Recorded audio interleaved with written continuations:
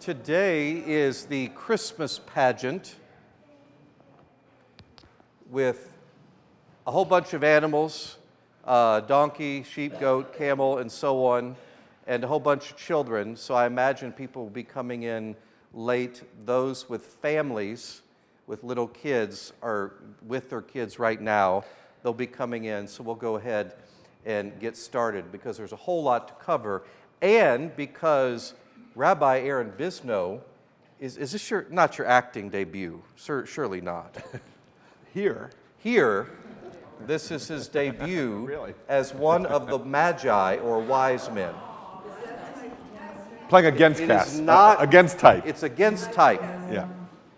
He will be, so about 10:45, he'll need to go get his costume. Are you carrying gold, frankincense, or myrrh?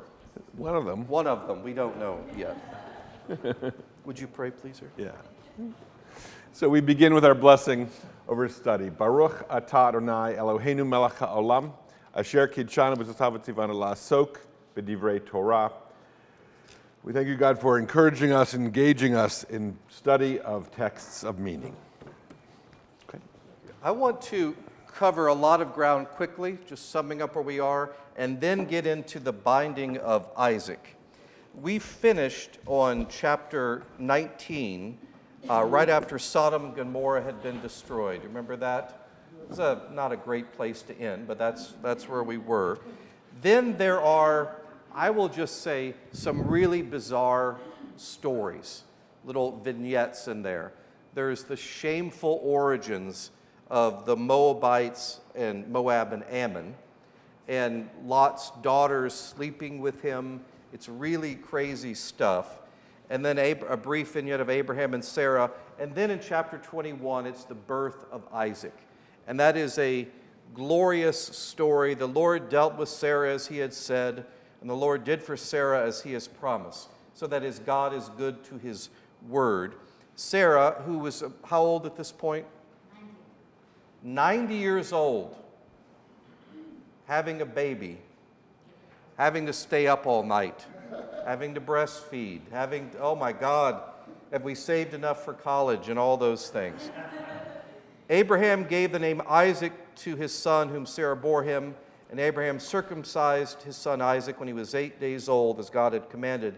Abraham was 100 years old when the son Isaac was born to him. Now Sarah said, God has brought laughter for me. Everyone who hears will laugh with me. What does the name Isaac mean? Laughing. Who would have ever said to Abraham that Sarah would nurse children, yet I bore him a son in old age? A really wonderful miracle birth story. And as Aaron said last time, is there any other miracle birth story that the Christian church is about to celebrate? Instead of an old woman, it's a young woman, a virgin. It cannot happen a 90-year-old woman gets pregnant. It can happen a virgin gets pregnant. But yet that's, with God, all things are possible. And we go from that wonderful story to what? What happens after that? Anybody know? There's a little in-between story that I want to cover before we get to the binding of Isaac. And so I don't want to judge too much because all these characters are tremendously flawed. There's no one perfect in there. But Sarah has her baby, and then she looks over at Hagar. Who's Hagar? This young Egyptian slave girl that bore a son to Abraham. So there's a rival in the house. And now I have my baby, and then what happens? Go, Abraham, get her out of my sight. I don't want to see that anymore. And she said to Abraham, banish that slave and her son. I will not let the son of that slave share the inheritance with my son, Isaac.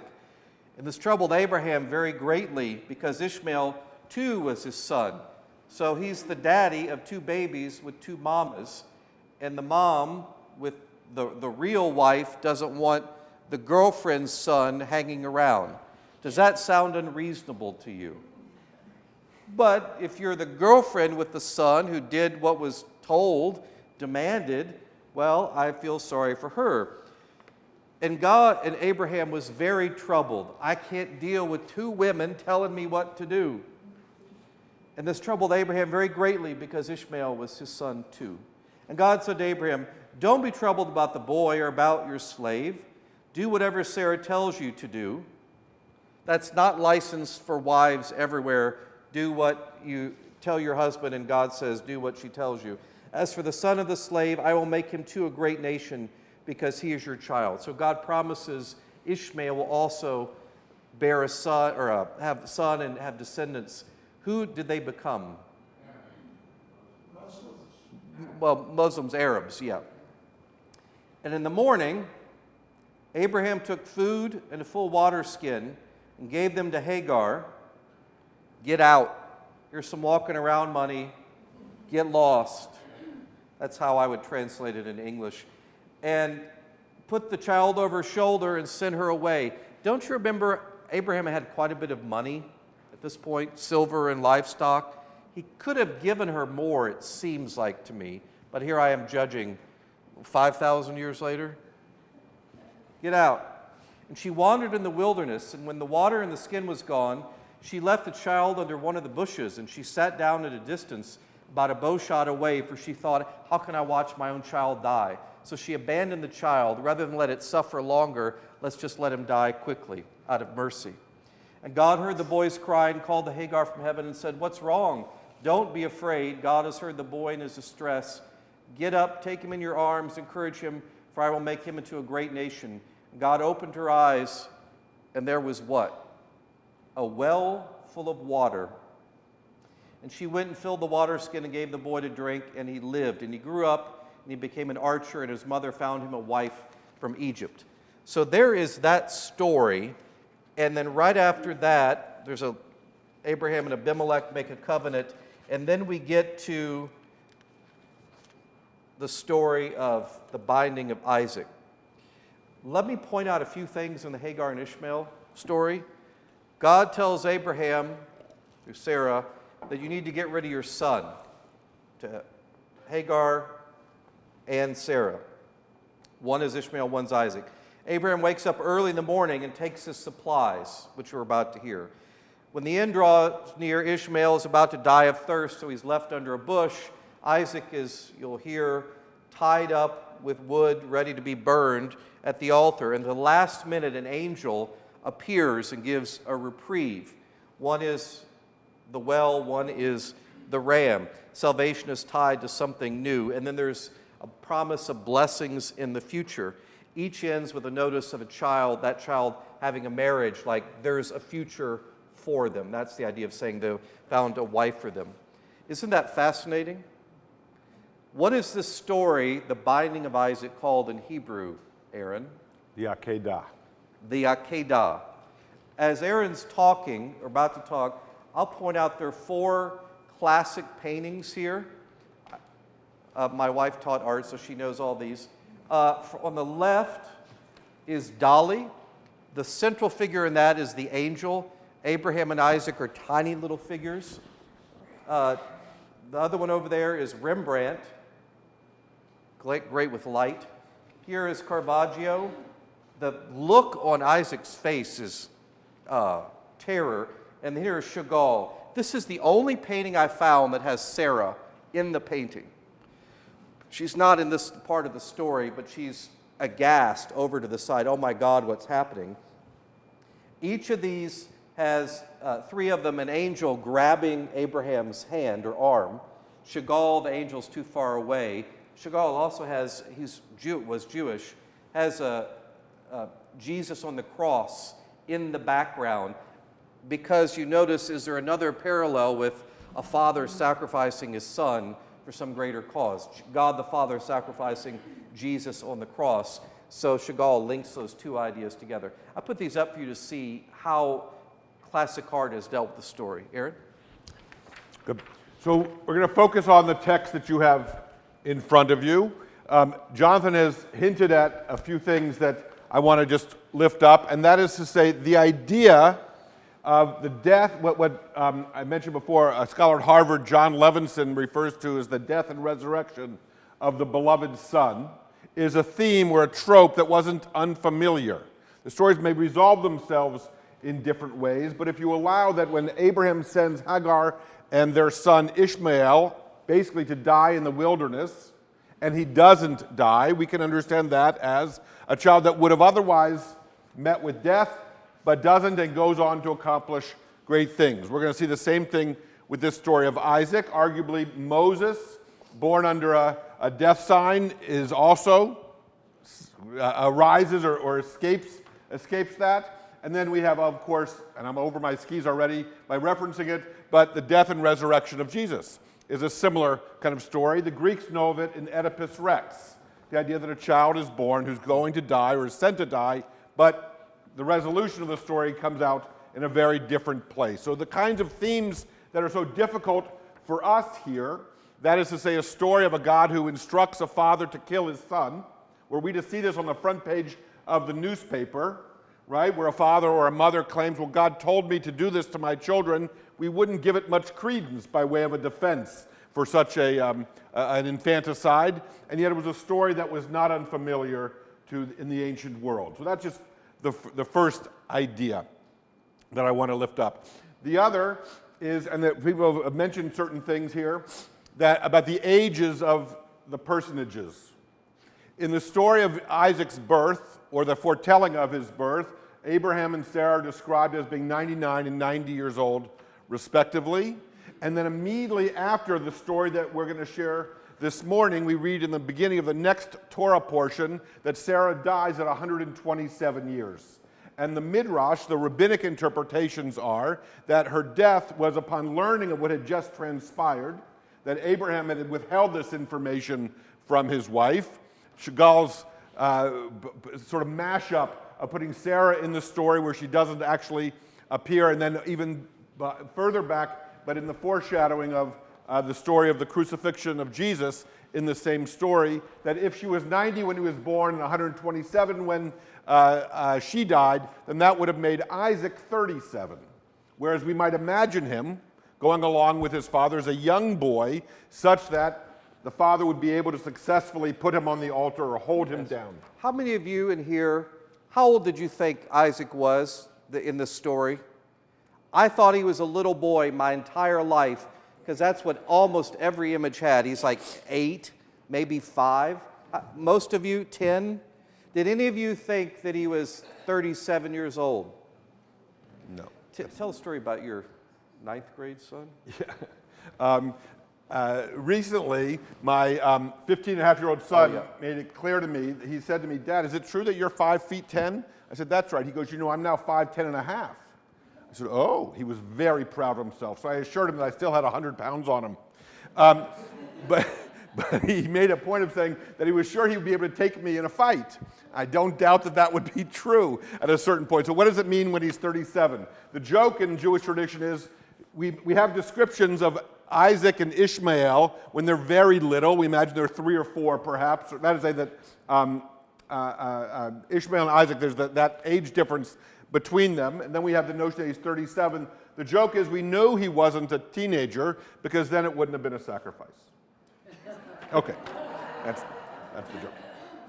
Okay, so we have a story about a son whose father's been told to sacrifice him or to be rid of him. We have a wife who's not in the picture. The idea of being able to come up with what the ages are, these different things, that's the Midrashic tradition. That's the idea of going back into the story and plumbing it for information or drawing out of it something. So if we even allow that he's 37, so what does that suggest about his mental capacity? Or what does that suggest about his own initiative or his own ability to stand up for himself? And Isaac actually becomes, between Abraham and Jacob, recall it's Abraham, Isaac, and Jacob, Isaac is rather a transitional figure. He actually doesn't accomplish very much in his own right. He sort of gets us to the next generation. And so we could write, if we were going to write sort of a biographical profile, we wouldn't have a lot to say about Isaac's initiative or Isaac's, well, maybe that's enough. We can draw. I don't want to draw it too close. The other thing I want, yeah, please. Is there any consensus to whether he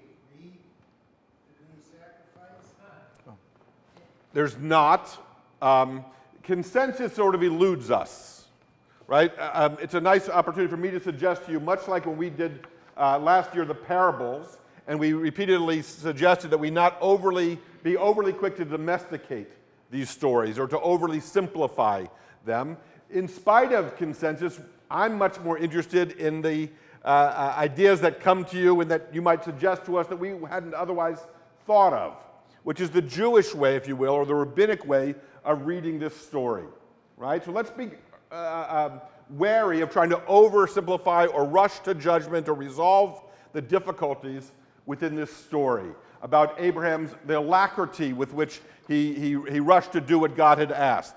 So for instance, read with me just the first couple lines here. I'll give you an idea of what the rabbis do. After these things, God tested Abraham. He said to him, Abraham. And Abraham replied, here I am. Now the phrase here I am in Hebrew is the word hineni. It shows up, I believe it's 15 or 16 different times throughout the Jewish Bible, the Old Testament. It shows up a couple of times in this story.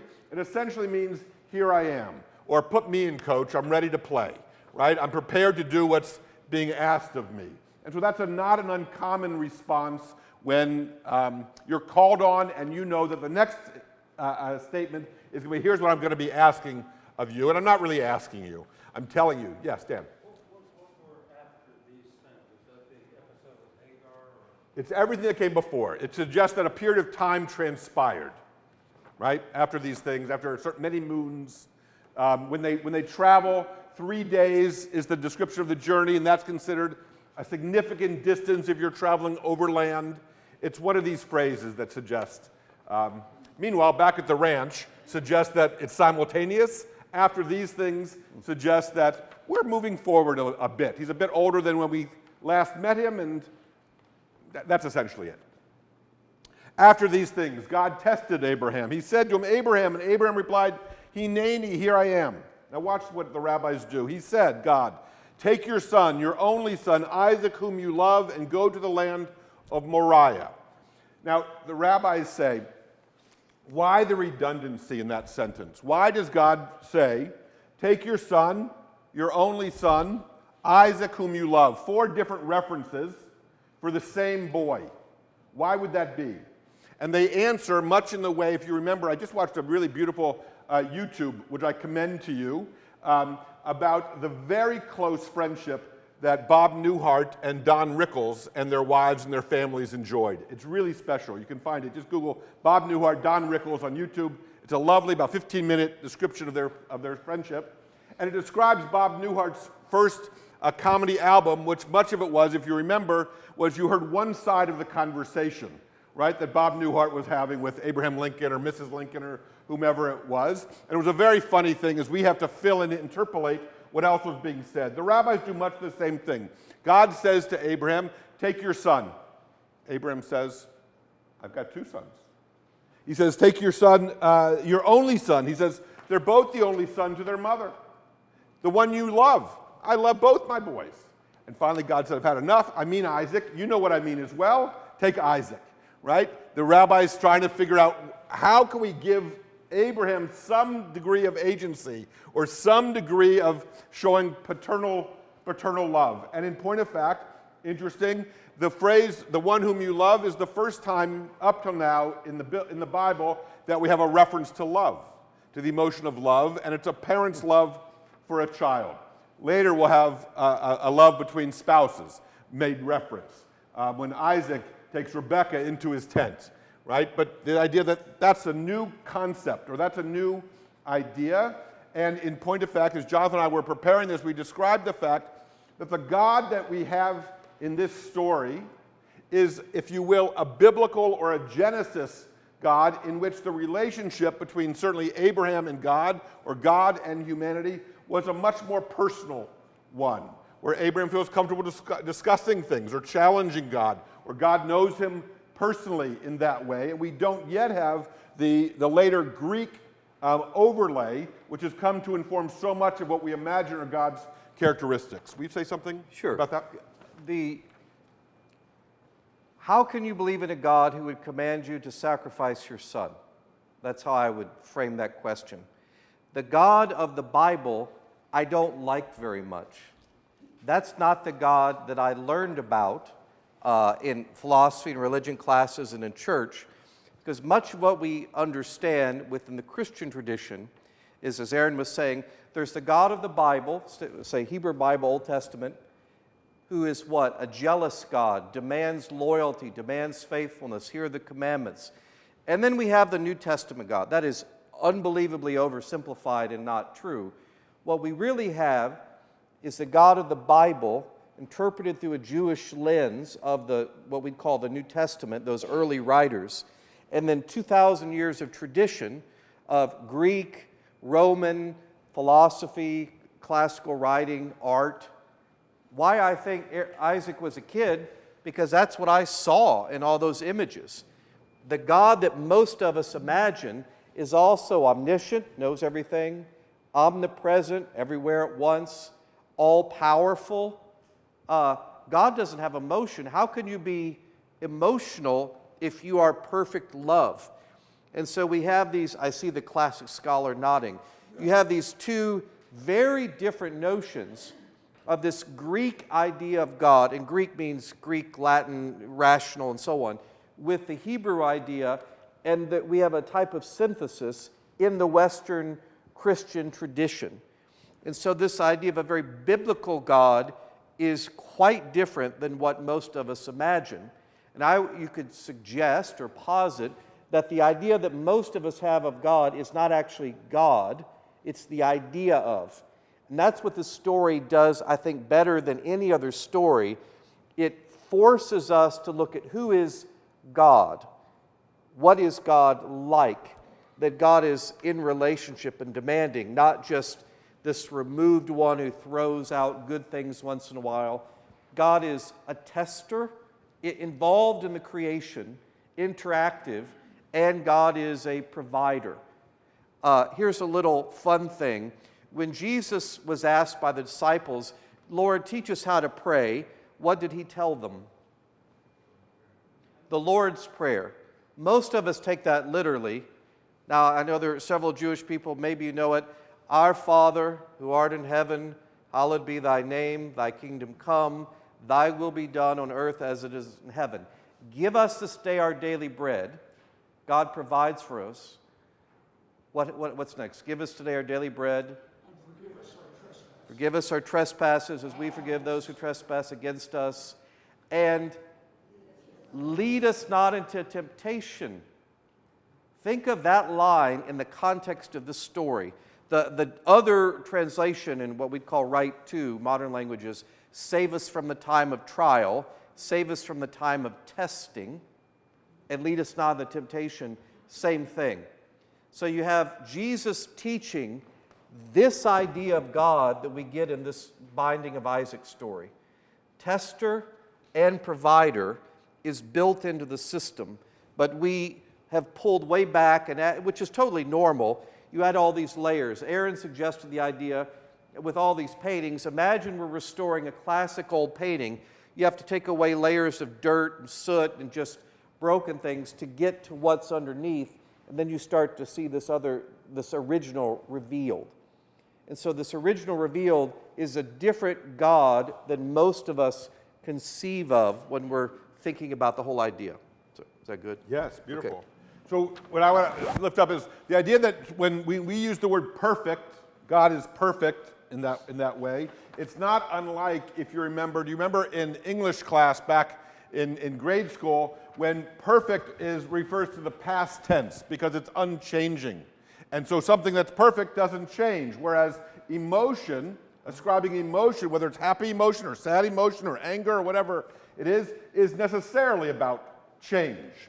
And so it's very familiar in the biblical tradition, the Genesis tradition, for God to be described with emotion, caring about something, being angry, being jealous, loving, all kinds of different characteristics. And the relationship was much more interpersonal and dynamic, such that we have Abraham earlier with Sodom and Gomorrah arguing with God and actually prevailing on God, as it were. The Hebrew is kiviachol, as if we could say such a thing, prevailing on God to change the divine mind or to weigh the arguments that Abraham is providing. And so the rabbis are on solid Jewish foundation when they challenge the idea that Abraham was so quick, or Abraham accepted dolefully without any response like he had with Sodom and Gomorrah, but here being asked to sacrifice his own son or commanded to do so says nothing. In point of fact, they invite us to appreciate that in the same way as you and I might push back even when something seems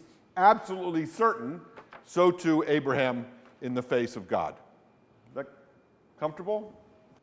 Understandable? Okay. So let's keep going. We're going to see some echoes of earlier references.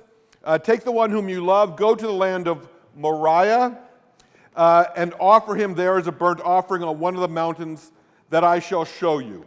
That I shall show you is a reference earlier to the command that Abraham received in the portion called Lech Lecha, go forth to a land that I will show you, to the future, to the horizon, to that which will be a pivotal moment in your life such that you'll describe before and you'll describe after. Mount Moriah, where Abraham is to have taken Isaac to be sacrificed, is today understood to be where? Does anyone know? The Temple Mount, in the heart of Jerusalem, right? The Temple Mount is above the Western Wall. If you're picturing the various photos you've seen, or if you've been to Israel and you've seen this, so Mount Moriah holds this place in Jewish, Christian, and Muslim imagination about being the central place that essentially is the conduit between heaven and earth. It's the place where Abraham went to sacrifice Isaac. It plays a role in the crucifixion of Jesus and the stations of the cross, and it's also where Muhammad was to have ascended to heaven. This is Mount Moriah, which gets us a bit towards why this is such a contested piece of property, as it were, right? Remember, Ishmael, Abraham's firstborn son, Abraham being the one to whom it was promised that all this land will be yours, your descendants will be as numerous as the stars of the heavens. Later in this story, we're going to get the sands of the sea, and you'll be a great nation, you'll be a blessing. Those who go trace their lineage through Ishmael claim that this is our birthright. It was given to Abraham. We pronounce that name Ibrahim in Arabic or in Islamic tradition, but it's an inheritance dispute. It's a property issue such that both Arabs and Jews claim this parcel of land, starting with Mount Moriah. All right? Go to the land that I will show you. So Abraham rose early in the morning, saddled his donkey, took 2 of his young men with him, and his son Isaac. He cut the wood for the burnt offering. He set out and went to the place in the distance that God had shown him. On the 3rd day, this is what Dan was asking about. After these things, after 3 days, he's far from home. You can't turn back so easily. It's some distance. It also is suggested in the tradition that where it appears early that Abraham jumps at God's command, now he's got 3 days to think about things, and he's still just as committed, right? So in the same way as you have a feeling in the evening and someone says, well, why don't you sleep on it? Or you dash off a letter or an email, but before you hit send, why don't you sleep on it? Abraham's given 3 nights, as it were, to consider what's being asked of him. What in the Christian tradition also has a 3-day window? How long was Jesus dead? 3 days. Why 3 days? An echo of this story, he wasn't sleeping, he's not resuscitated, he's really like dead. Okay, good, that's nice, I hadn't picked up on that. On the 3rd day, Abraham looked up and saw the place far away. Then he said to his young men, stay here with the donkey, the boy and I will go over there, we will worship, and then we will come back to you. So commentators say, well, is it the case that Abraham knew that he and Isaac would return? Did he believe that in spite of going through with that which God had asked of him, his faith in God was such that somehow, nothing's impossible with God, that they would return together? It's open for interpretation. I don't have a ready, simplified answer for you, but the language being as terse as it is invites us to appreciate that there's something complex going on for Abraham, as we might imagine, in the same way as when anyone, their child suffers, or we see something coming towards them that we can't arrest, what that might include. Abraham took the wood of the burnt offering, laid it on his son Isaac, itself a foreshadowing and an indication that Isaac is at least old enough, strong enough to help carry the firewood, right? He's not a toddler at this point. It's not to say he's 37, but he's big enough to help his father. And the two of them walk on, laid upon Isaac, and he himself carried the fire and the knife. So the two of them walk on together. And then we have a conversation, terse though it is. Isaac says to his father Abraham, "Father," and he replies, "Hineni, here I am. What are you asking of me?" And Isaac says, "The fire and the wood are here." We need that to make a sacrifice, to pray or to worship God. But where is the lamb for the burnt offering? Where's the animal that we're going to sacrifice? And Abraham replies, "God himself will provide the lamb for the burnt offering, my son." Now, there's no punctuation in the Torah. So, if you remember the book Eats, Shoots, and Leaves, remember this about the placement of commas, or, we're going to have dinner, Grandma, or something like that. How's that one go? What do you have for, anyway, if you misplace the comma. We're going to eat, Grandma. We're going to eat, Grandma. Right? If you misplace the comma, you're not, the meaning of the sentence changes. In this, the idea is that either he's reassuring his son that God will provide, or God will provide the burnt offering, and it's you. Right? So just a little bit more depth to what's happening between them, but there's a conversation. God will provide the burnt offering, my son, and the two of them walk on together. We would note that this is the last time the two of them share a conversation. Now, it may be the first time as well in the course of the text, but we have a story in which they're talking on their way up the mountain, but we're going to find that on the way back down, they don't have a conversation, or they never speak again. And so it gives us some insight into what happens within families when there's a rupture, an estrangement, something that transpires that breaks what happened before from what happens thereafter. When they come to the place that God had shown to Abraham, Abraham built an altar, laid the wood upon it. He bound his son Isaac. The word bound there doesn't show up anywhere else in the Torah. It shows up later. It's one of the verbs that's used. Essentially it means to hog tie. Where you take the animal's four legs and tie them up at the hooves, so that you're completely incapacitated if you're in such a position. So Isaac is on that altar. He either acquiesces, or he's overpowered, or something happens such that he's bound there for a sacrifice. And then Abraham reaches out his hand. We have these moments captured in these paintings, and takes the knife to kill his son. And just at that moment, we're on the back of the page, the angel of the Lord called to him from heaven. Now, the use of angels in these stories becomes a metonym, if you will, or a reference, a personification of the divine, of God. And the belief was in the ancient world that there was, if you will, a very thin veil between this world and the divine world, such that angels appear, or there's an ability to reach out. We tend to think of, we're here on earth and heaven's way above and God is sort of watching, and right? But that in this world there's an understanding, at least, that the divine can appear to you in such a way that when you're alone in the field, Joseph is looking for his brothers and a figure shows up. And it's the angel Gabriel, according to tradition.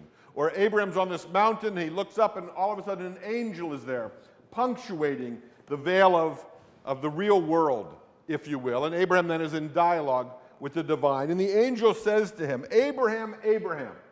And whenever there's a redoubling of the name, it's a sense of urgency, it's not unfamiliar. And Abraham's response is, "Hineni, here I am. What are you asking of me?"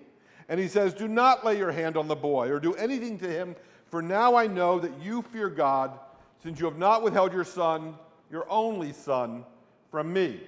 We should note that in the Quranic tradition, it's Ishmael who is the one who is to be sacrificed in this story, and that when Muslims understand Abraham going to sacrifice the son whom he loves, they're reading the story about Ishmael, which just further complicates who actually lays claim, or which is the son through which this inheritance should pass. So we come by the Arab-Israeli or the Jewish-Muslim tension in that part of the world from a long way back.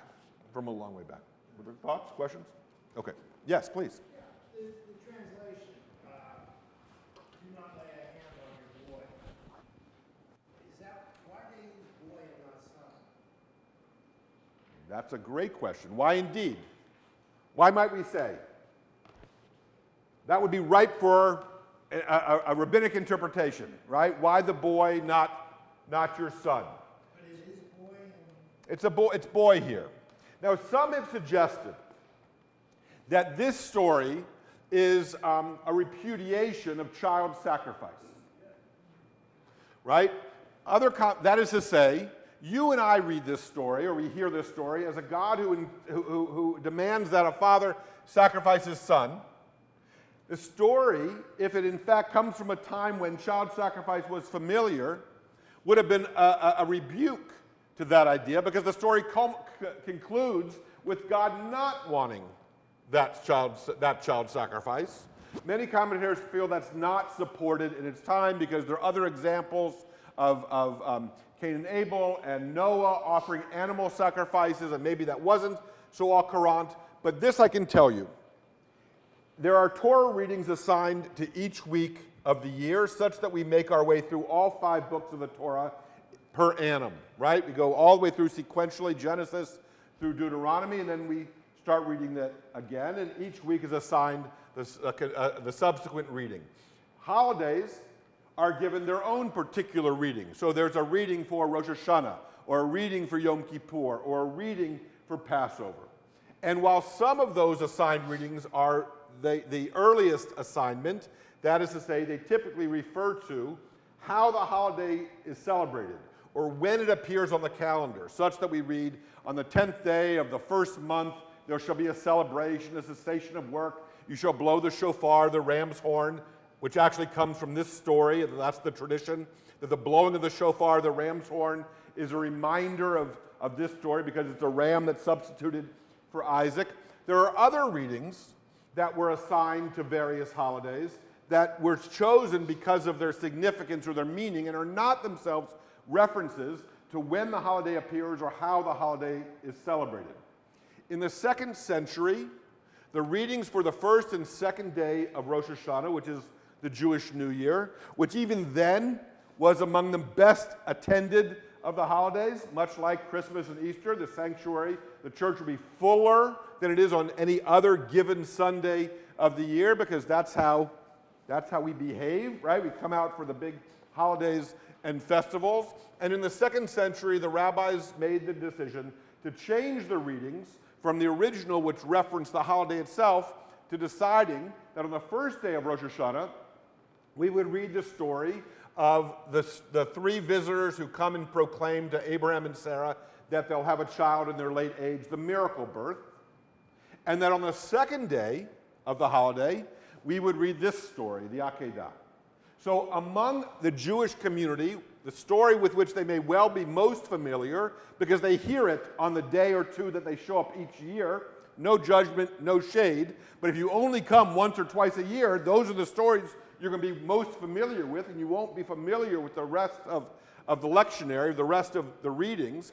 Why would they have chosen, the rabbis, why would they have chosen to assign those particular readings to the Jewish New Year, if not to refute what was taking place by the 2nd century in what was an early Jewish community, but is now the early church, right? If you came in the 2nd or 3rd century and heard the story of a foretelling of a miracle birth, presaged by 3 essentially wise men, or 3 visitors who can foretell the future in this way, and on the subsequent day, we have a story about a God who insists that this beloved son ought to be sacrificed, and then his father's hand is stayed, it would have been heard in the 2nd and 3rd and subsequent centuries. We're now too far away. We hear it as a disquieting story, perhaps, but it would have been heard as a rejoinder against the early momentum that was taking place in the church. And so while it may be the case that the story was not originally intended to be a refutation of child sacrifice, by the 2nd or 3rd century, it was being employed to suggest exactly that, and specifically about the sort of a shot across the bow of what the Christian community was suggesting is the fulfillment or the culmination of Judaism, a theology called supersessionism, where Christianity comes to complete or fulfill Judaism. The Jewish community had a stake in refuting that idea. In much the same way, just to make it this much more interesting, while you may be familiar with the idea that the Last Supper, yes, that the Last Supper was a Passover Seder. You've heard this? Yes, of course. We understand that it was a Passover meal because that was the season. The Seder, as we understand it, if you've attended a Jewish Seder, which is a very structured meal, the word Seder actually means order because it's a very ordered way of going through it, was not created as a formal liturgical experience until also the 2nd or 3rd century. And when the rabbis created the Seder, in which we read the story of the Exodus from Egypt, in a traditional Passover Haggadah, which is the book we read from for the Seder, Moses is excised from the text. The significance of that, right? You understand what they've done? The significance of excising Moses from the text. So if you read an Orthodox or traditional Haggadah and you read the story of the Exodus from Egypt, Moses doesn't appear. And that was in order that the rabbis in the 2nd and 3rd century wanted to make certain that no one mistook Moses for being the central figure, and certainly no one understood Moses as being a divine figure, as Jesus was being suggested was. And in this way, God becomes the central character in the Exodus story and not Moses. Now, I maintain that makes about as much sense, that is to say, telling the story of the Exodus sans Moses, as whatever you think was the cause of the story of the Civil War. It's a very difficult story to tell without referencing the 16th president of the United States. Right? Whether you think of states' rights or federal issues or slavery, or it doesn't matter what you think about it, it's difficult to tell the story of the Civil War and never mention Abraham Lincoln. That's essentially what the rabbis do when they create the Seder story for Passover, with taking Moses out of the story. So just to share with you what's happening in the 2nd and 3rd century, the crucible within the Jewish community, given the rise of Christianity. You got 5 minutes. 5 minutes. You take it. What questions do you have? What do you think Sarah said when they got that? Where's Sarah in the story? That Chagall has her, as I said, here under a tree or a bush. You could interpret that as what the heck is going on. Did Sarah know what Abraham was about to do? The tradition is that she doesn't, right? And her absence is conspicuous. This is why Chagall puts her in the story, and why you're asking the question, because Abraham and Sarah have been married a long time. Abraham receives this divine command to sacrifice their son, and Sarah seems to be unaware of any of it. And then, as I mentioned, the next story describes her death, and so there are all kinds of different commentaries about how she came to learn of it, or what it meant for her and her relationship with her husband. What we see is that while it cements this story, Abraham's relationship with God, it breaks his relationship with his son, if we go down that road, in terms of they're never speaking again. So they go down the hill, mountain, that's it. They're done. Could you, if your dad tried to sacrifice you, what do you talk about after that? Wow, the Steelers were terrible again. There's nothing.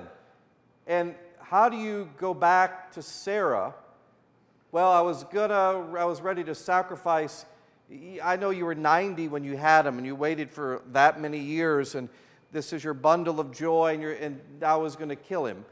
And so it appears that while the relationship, as Aaron said, with God is good, the relationship with Isaac is broken, the relationship with Sarah is broken, and then right after this, she dies. Heartbreak? We don't know. Other questions? Michael. What Rabbi said was about the 2nd and 3rd century when the meaning of the story was reversed. Yes. Nonetheless, I remain tempted to see the story as a repudiation of Yes. for this reason.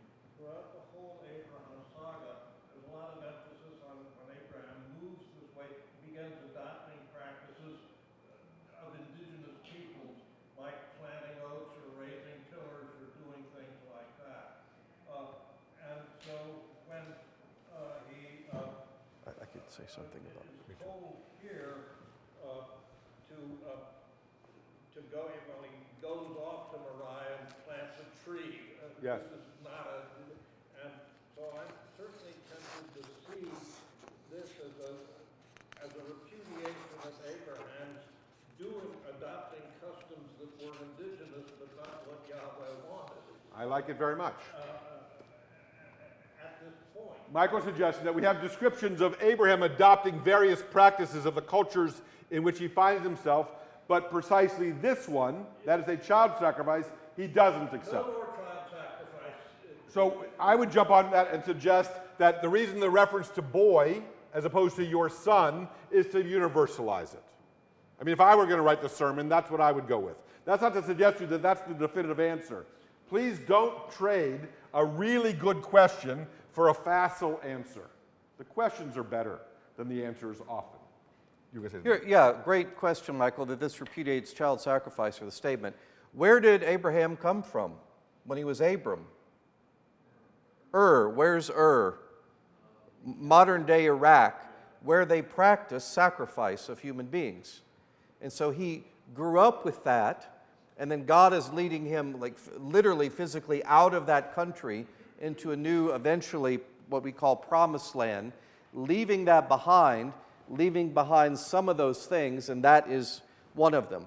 There's still the idea of sacrifice, of giving up something now for something in the future, this ram for atoning for our sins and so on, but not that anymore. What a And we get references here to the Philistines, Abimelech and so on. The Philistines haven't really arrived yet, but the Philistines sure practice child sacrifice. yeah. yes. Who's the most famous Philistine? Goliath. What are the questions? And then Aaron has got to get dressed for his Calvary debut. Please. Well, I think it maybe it's sort of been addressed, but I was thinking, okay, in this story, we see sacrifice so well established, like Abraham knows how to build the altar, he's ready to do the job, and Isaac knows what's going down, he's saying, where's the lamb? I mean, it's, how did this get to be our thing? You know, Sacrifice. how are we the people of sacrifice? Like, that sacrifice became part of our religious tradition, you might say. It's already there now at this point.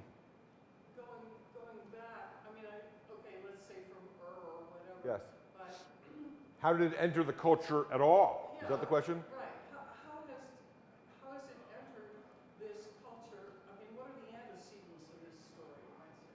Well, can I get back to you on that? I mean, the origins of how sacrifice enters human culture, whether it's sacrificing children or virgins or animals of a certain type, right? Let me do a little bit of research on that. Let me, not cultically like that, which we could talk about for hours, but I'll just, in our own lives, let's say I have a child. I will save money for her college education. I will work extra hours to do this so she can have a better life. That is, in effect, sacrifice. I will give up something now for some future reward. There has to be an understanding of time for that to happen. Therefore, an animal couldn't sacrifice. They don't have the same sense of time we do. You need to plan for the future. And sacrifice is an idea, if you understand that in your own life in small and big ways, to then begin to apply it to God, I can get some result from the deity if I do this thing. It took on cultic ways of fire or the knife or the animal and specific ways of doing that over time, which Aaron can tell you next time. But it is applied from just human nature into that divine world, and it happens all over the world in various times. Isn't there like a really significant line we're drawing between all of the things we do to like put aside a little money here or there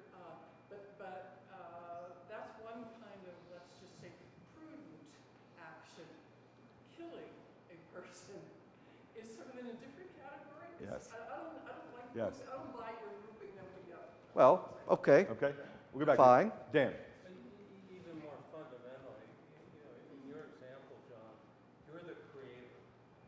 You created your daughter, and you continue to make sacrifice for her, Mhm. her well-being. The notion of sacrificing, whether it's a human being or an animal, something of value to you and your life, you're going to give that to your creator to kind of placate him or Yes. Yeah, it's giving up something to get something. him, but it's fundamentally a structural difference than wanting to continue to help create or help fulfill, you know, the potential of something you created. You know, we've been given the gift of life, and instead of being given more life, we're turning around and saying, well, how can I thank you? Yes. What can I give you back? It's sort of interesting. I'll have more for you when we meet again. You got to okay? go get dressed. Promise. All Thank right. you all very much. Thank you.